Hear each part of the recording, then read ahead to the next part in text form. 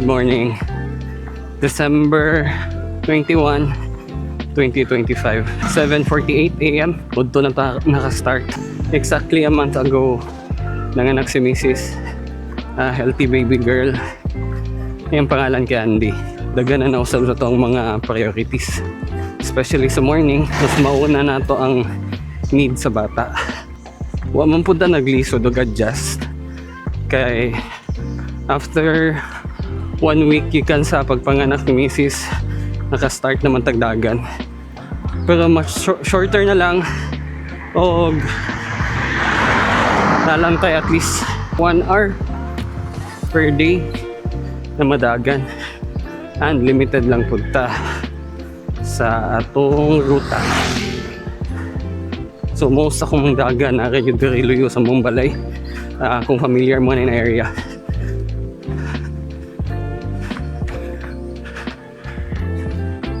Morning dalan pasaka sa Suarez. So majority sa tong run diri lang ginato ginabuhat. Tuyok-tuyok lang ta.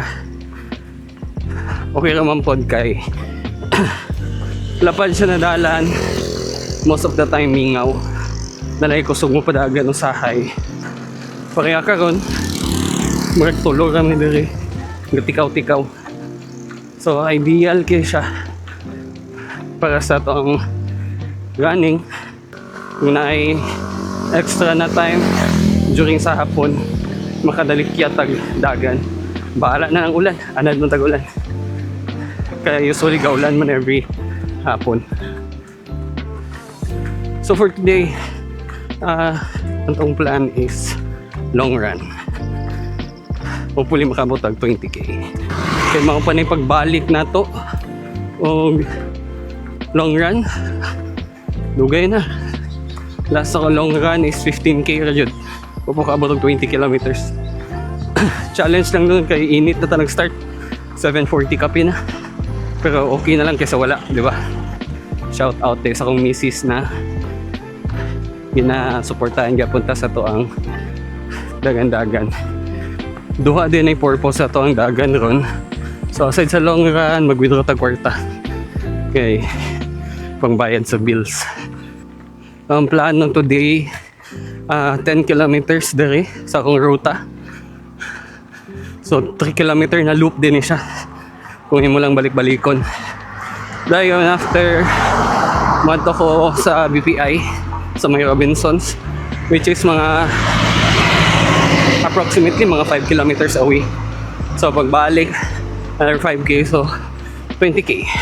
Although wala naman noon ko'y races, kaya syempre nalang may newborn, maintain lang mangyapon ng structure sa running, kaya sayang po dog mabiyaan. So every week as much as possible ginakompleto gyapon ako ang intervals, threshold ng mga workout o kinilagi kay mapay pagbalik na tog long run. Or at least na ana. Kaya sayang pagmabian, pila ka years nag-build up. Ayun, matambay, tagdugay. Ayos na kinidiri kay Bukid Fields kinamua. Basak ka na siya. Woo! Kuha na data, almost 5k. 15 na lang. Once a runner, always a runner. So, hindi yun ta pwede matambay. Ang itaon yun sa itong lawas ng dagan, magkatol lang tiil na makagawas. So di naman pa kaya sa una na makaantokog bukid na tagpulo ka oras mag sa kanaog sa nabitas or sa galagad. Pero may na lang nakamadagan-daganan doon sa luyo. Nagyapon tayo 1 hour per day na exercise. Kung sa Sunday, kung may bakante, at least 2 hours. Isa po na ginatry yun na to na i-maximize atong time. So mostly sa atong run commute at itong palengke, mga market or na mga errands, apilo na lang sa dagan. Kini akong ruta din no. Magdepende rin kung sa ka na type na runner. Kung ikaw ang type sa runner na kaya ang mag-looping, dayon kaya mag-solo, fights kini na ruta sa mga. Pero kung ikaw ang type sa runner na kinahanglan yun og kauban while magdagan, dayon luodan og looping, medyo mulabay lang yung kadiri. Ikaw ka mulabay, hindi na ka magtuyok-tuyok. Ay, boring yun siya. Pero since sa pila na to ka years in running, anad naman kay tag solo runs o looping. Ako ra isa buang gadagandagan diri. Init na kayo. So 10k. Ato na tag BPI para mag-withdraw. Init na. 10 kilometers ko na.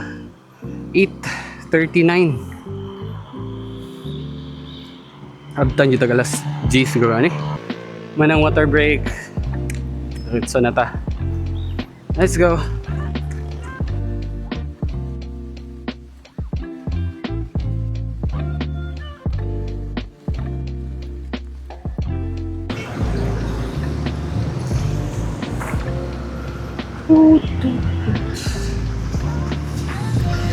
Okay. Manatag withdraw.